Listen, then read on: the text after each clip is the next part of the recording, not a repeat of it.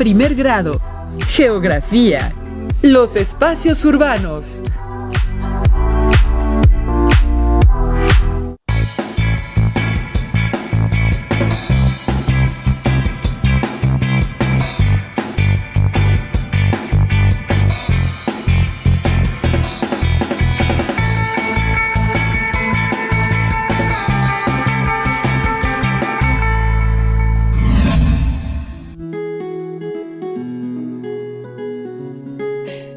Bienvenidas y bienvenidos a una sesión más de Aprende en Casa 3 de la asignatura Geografía. Es un gusto estar con ustedes para seguir nuestro aprendizaje a distancia. Soy Nadia Jiménez y en esta ocasión nos acompaña la maestra Cayetana Brito López. Bienvenida, maestra. Muchas gracias, Nadia. Estoy muy emocionada de poder acompañarlos en este proceso de aprendizaje. Recuerden que su participación es muy importante para seguir aprendiendo juntos, aún en la distancia. Antes de comenzar, queremos recordarles que es muy importante que se sigan llevando a cabo las medidas de higiene que recomienda el sector salud. Lavarse las manos con frecuencia, utilizar apropiadamente el cubrebocas y en la medida de lo posible permanecer resguardados en casa para evitar contagios. Recuerden que si nos cuidamos, al mismo tiempo cuidamos a los demás. En sesiones anteriores, reconocimos la composición y distribución de la población, así como su estructura y crecimiento en el mundo. Comprendimos que la distribución de la población no es homogénea, ya que en algunas regiones se dispersa y en otras se concentra.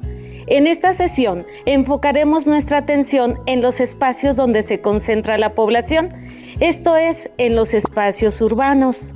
Asimismo, explicaremos sus características demográficas, económicas y culturales. De igual forma, localizaremos las ciudades más importantes del mundo, según el tamaño de su población. También consideraremos algunos retos sociales, económicos y ambientales a los que se enfrentan los espacios urbanos y su población. Pero antes, para esta sesión, vamos a necesitar cuaderno de notas, bolígrafos, colores, pegamento, un planisferio y libro de texto. Les sugerimos tomar notas. Recuerden colocar el título, la fecha y las ideas que consideren más importantes. También anoten sus dudas para que posteriormente puedan resolverlas con ayuda de sus profesores. Para comenzar, observen detalladamente las imágenes que aparecen en pantalla y reflexionen sobre la siguiente pregunta. ¿Cuál de las imágenes tiene elementos parecidos al lugar donde viven? Los detalles observados nos permitirán determinar si es una población urbana o rural. Nadia, ¿tú qué piensas? Maestra, no soy experta en el tema, pero considero que en la primera imagen se muestra una población urbana, porque hay muchas personas y grandes edificios. Sin duda, se parece mucho al lugar en donde vivo. En la segunda imagen observo varios componentes naturales. No hay muchos edificios y parece que la población es escasa, así que supongo que es una población rural. Efectivamente, Nadia, bien contestado. En esta sesión abordaremos las características de los espacios urbanos. Es importante mencionar que su definición varía de acuerdo con el país del que se trate, pero por lo general, el espacio urbano se puede definir con base en dos criterios, el poblacional y el funcional. El criterio poblacional se refiere al número de habitantes. La ONU establece que un área es urbana si cuenta con 2.500 habitantes o más. En México, el INEGI se apega a este criterio. Sin embargo, hay naciones que utilizan otros parámetros. Por ejemplo, Suecia considera ciudades aquellas localidades con más de 10.000 habitantes. Corea del Sur, por su parte, considera espacios urbanos a las localidades con más de 150.000 habitantes. En Colombia, se consideran 100.000 habitantes. En Chile, 5.000. y en Cuba 20,000. Por otro lado, está el criterio funcional, relacionado con las actividades económicas y los servicios que prestan los espacios urbanos. Generalmente, la población se dedica a las actividades secundarias y terciarias, como la industria, el comercio, los sistemas de transportes, las telecomunicaciones y los servicios de salud. Maestra, ahora nos queda más claro cómo se delimita un espacio urbano y cuáles son sus actividades económicas. Pero, ¿cuáles de esas actividades son secundarias y cuáles terciarias? Muy buena pregunta, Nadia. Se nota que estás muy atenta. Las actividades secundarias son aquellos procesos de transformación de las materias primas en productos industrializados, como la industria de los alimentos, del calzado o de la construcción. Y las terciarias se refieren a las actividades que prestan servicios a la sociedad, como la educación, el transporte, el comercio, los servicios de salud, entre otros. Muy bien, maestra. Recordemos a nuestros alumnos tomar nota de las ideas más importantes. Pero ahora, ¿qué les parece si para complementar esta información vemos y escuchamos el siguiente video? En el mundo identificamos espacios urbanos de espacios rurales. Ambos poseen características sociales, culturales y económicas propias. Uno de los principales criterios para clasificarlos es el número de habitantes. De acuerdo con el Instituto Nacional de Estadística y Geografía, INEGI, en nuestro país una localidad es rural si el número de sus habitantes es menor a 2.500. Cuando rebasa dicha cifra, entonces es urbana. Entre otras cosas, los espacios urbanos se caracterizan por tener alta densidad de población. Las actividades económicas están relacionadas principalmente con el comercio, los servicios y la industria. Existe mayor dotación de servicios básicos como energía eléctrica, agua potable, drenaje, alumbrado público y pavimentación, así como un considerable número de instalaciones educativas, de salud, culturales, recreativas y financieras. Además, hay una diversidad tanto de medios como de vías de comunicación y transporte. Por lo general, su población no es apegada a tradiciones y costumbres. En la actualidad, el mundo experimenta el mayor crecimiento urbano de la historia. Más de la mitad de su población vive en ciudades. La urbanización transforma drásticamente el paisaje y los estilos de vida. Los espacios urbanos de los países en desarrollo suelen presentar desigualdades. Por ejemplo, una parte de quienes residen en ellos no tiene fácil acceso a la vivienda, por lo que suele establecerse en la periferia de las ciudades, donde carece de algunos servicios básicos. Además, al haber más población, resulta insuficiente la oferta de empleos, escuelas, hospitales y sistemas de transporte público.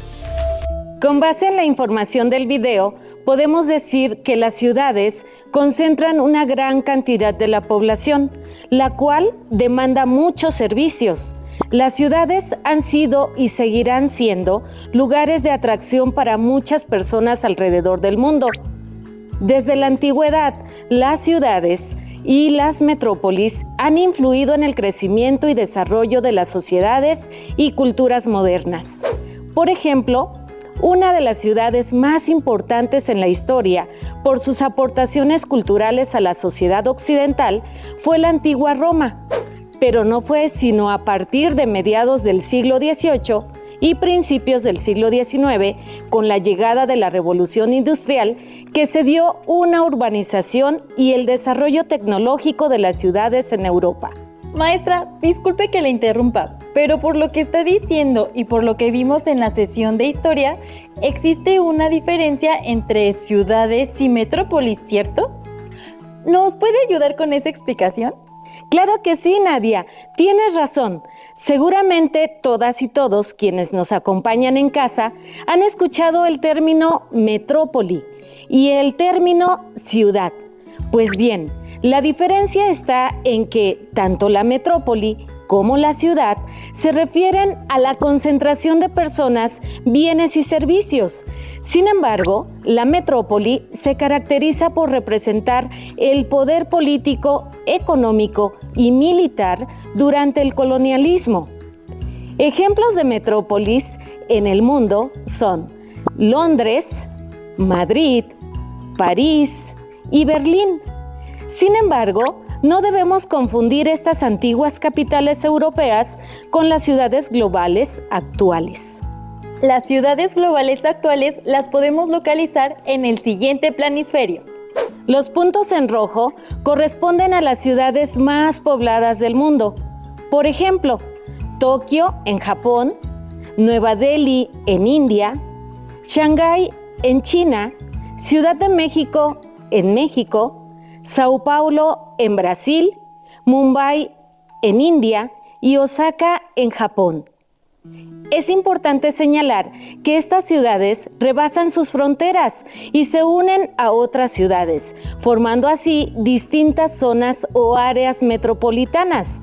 Por ejemplo, la zona metropolitana de Tokio, que es la más grande del mundo y abarca los territorios de Chiba, Saitama y Kanagawa. Otro ejemplo es la zona metropolitana de Nueva Delhi, en India, que abarca las conurbaciones de Gurgaon, Ghaziabad, Noida y Faridabad. Un ejemplo más es New York, que abarca Long Island, New Jersey y Connecticut. Y por supuesto, la zona metropolitana de Guadalajara, que abarca los municipios de Tonalá, Zapopan, El Salto y Tlajomulco. Todas estas zonas o áreas metropolitanas son de gran extensión y no existen divisiones claras entre una ciudad y la otra. Es cierto, maestra. Por ejemplo, aquí en la Ciudad de México, cuando vamos rumbo al Toreo de Cuatro Caminos, salimos y en cuanto cruzamos la calle, ya estamos en Naucalpan, municipio del Estado de México. Y lo mismo sucede rumbo a Tlalnepantla o Ecatepec. Tienes toda la razón, Nadia. Además, es necesario aclarar que la mayoría de las veces las ciudades rebasan los 20 millones de habitantes y cuando esto sucede se les denomina megalópolis. Algunos ejemplos de grandes megalópolis son las megalópolis de las ciudades de Boston, Baltimore, New York, Filadelfia y Washington, en Estados Unidos de América. Otro ejemplo lo forman las ciudades de Tokio, Yokohama, Nagoya, Osaka y Kobe en Japón. En México tenemos las ciudades de Toluca, Pachuca, Cuernavaca, Puebla, Tlaxcala y el área metropolitana de la Ciudad de México. Maestra, entonces podemos decir que el número de habitantes de un lugar más la funcionalidad de las ciudades y su conectividad son los criterios que se consideran para clasificarlas en ciudades o megalópolis. Así es, Nadia. Ahora, ¿qué les parece si enfatizamos un poco más en las características de los espacios urbanos? A partir de los siguientes puntos. Número 1. Alta densidad de población. Recuerden que la densidad de población se refiere al número de habitantes por kilómetro cuadrado. Número 2. Concentración de actividades industriales, comerciales y de servicios. Número 3. Paisajes que consisten en obras de infraestructura, edificios, viviendas, calles y avenidas. En los espacios urbanos, la población es muy diversa y mantiene prácticas culturales distintas. Es decir, existe la multiculturalidad debido a los altos flujos migratorios. Sin embargo, la población tiene un ritmo de vida acelerado, lo que muchas veces genera estrés. Por otro lado, la contaminación es un problema de las grandes ciudades, debido a que tanto la actividad industrial como los sistemas de transporte basados en combustibles fósiles contaminan continuamente y disminuyen la calidad del aire. La información anterior es muy importante, maestra. Definitivamente, el vivir en los espacios urbanos representa algunas ventajas para los seres humanos, pero también hay algunas desventajas muy claras. Así es, Nadia. También debemos mencionar que, en la actualidad, El 55% de la población mundial vive en los espacios urbanos, una proporción que llegará a 68% para el año 2050, según informa la Organización de las Naciones Unidas, ONU. En la actualidad, las regiones más urbanizadas incluyen América del Norte. 82% de su población vive en zonas urbanas desde el año 2018. América del Sur, 81%. Europa, 74%. Oceanía, 68%. África, 60%. Y a pesar de su nivel relativamente menor de urbanización, Asia es el hogar del 54% de la población urbana. Maestra, para continuar quisiera compartir un dato interesante en relación con esta información. Adelante, Nadia. Según datos de la Organización de las Naciones Unidas, ONU, las proyecciones indican que la urbanización combinada con el crecimiento natural de la población mundial podría agregar otros 2.500 millones de personas a las zonas urbanas para el año 2050, y cerca del 90% de este incremento ocurrirá en Asia y África. Además, se espera que la población de Tokio disminuya y la de Nueva Delhi aumente y se convierta en la ciudad más poblada del mundo para el año 2028. Eso es correcto, Nadia.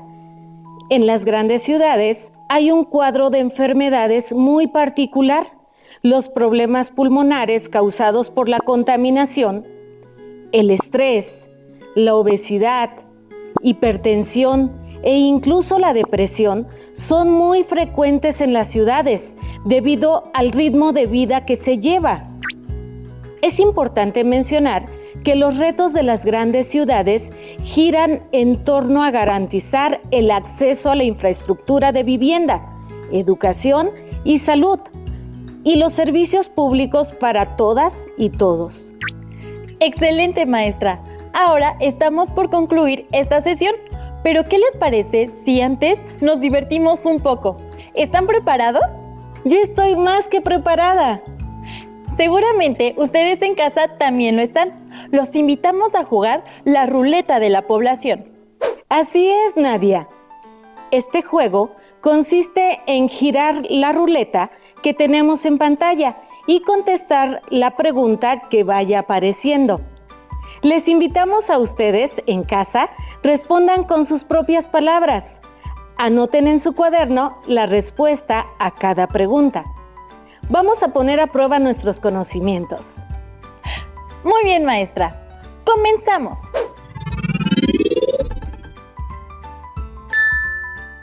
Para determinar si una población es urbana según el INEGI y la ONU, ¿qué número de habitantes se usa como referencia?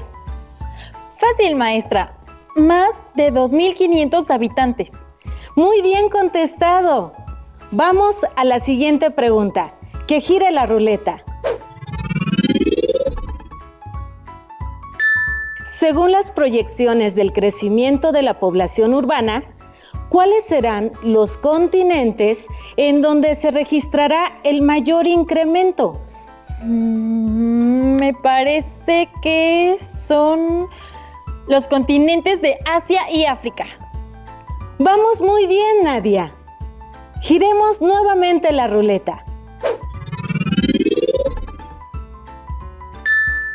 ¿Cuáles son las 3 ciudades más pobladas del mundo? Fácil, maestra. Tokio, en Japón. Nueva Delhi, en India. Y Shanghái, en China. Eso es correcto, Nadia. A girar la ruleta otra vez.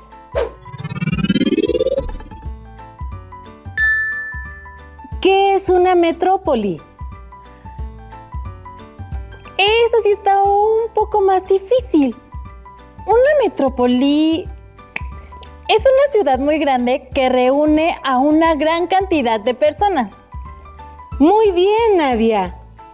Sin embargo, hay que añadir que, en el colonialismo, Las metrópolis también son el centro de poder y control político y económico de las grandes capitales del mundo. Giremos la ruleta por última vez.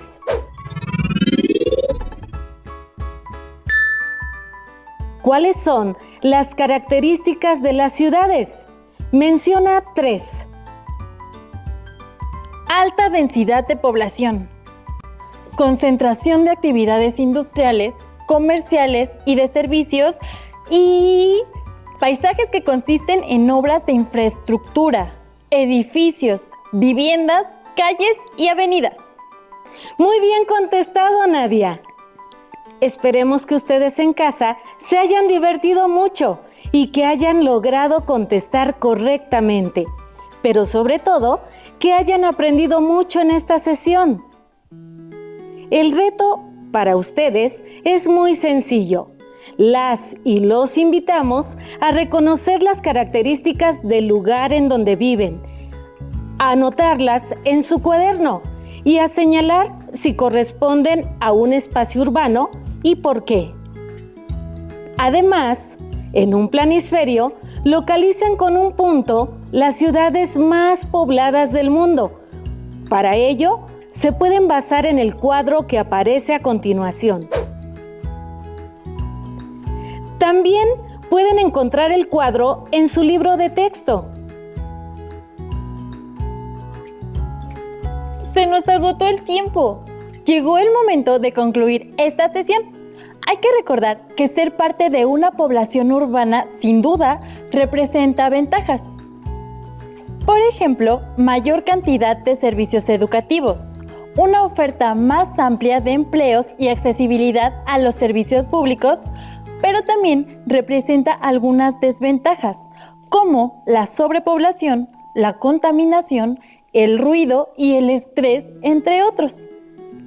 Según datos de la ONU, la población urbana seguirá creciendo, por lo que las proyecciones indican que para el año 2050 el 68% de la población mundial será urbana y por ello habrá muchas necesidades que satisfacer. Recuerden que pueden seguir investigando un poco más en su libro de texto y otras fuentes de información para fortalecer su aprendizaje. El link aparece en la pantalla. También pueden visitar el sitio del Instituto Nacional de Estadística y Geografía, INEGI. ¡Listo! Hemos terminado. Espero que el contenido haya sido de interés para ustedes.